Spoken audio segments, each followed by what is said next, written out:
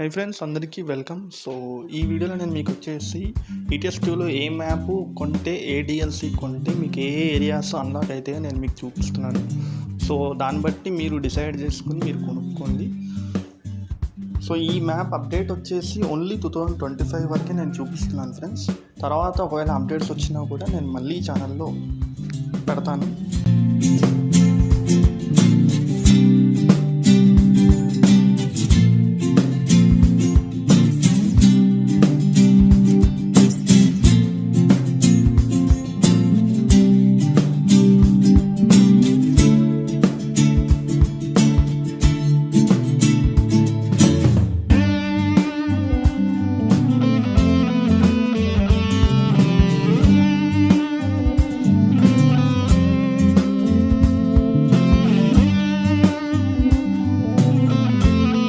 Thanks for watching guys. మర్చిపోకుండా నాకే subscribe చేసుకోండి.